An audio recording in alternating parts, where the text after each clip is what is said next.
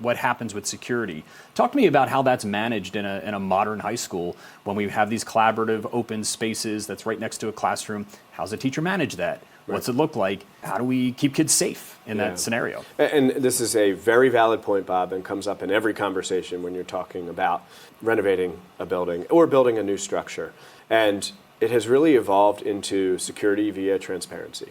When you have these large spaces, we can see what's going on.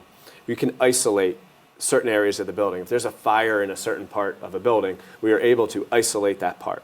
And it's also about egress, right? We have this vision in our head that school security is all about duck and hide in a corner. That's not it.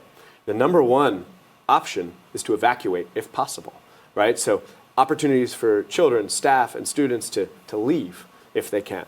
So it's really about visitor management, campus flow, the opportunity to close spaces, badge management, right? I mean, in a building that you have 3,000, potentially 4,000 kids, is it all about which key is on my key ring? Can I get that key ring in an emergency at the right time? Or is it really about your badge? And what spaces do you have access to? Or can we shut down with the touch of a button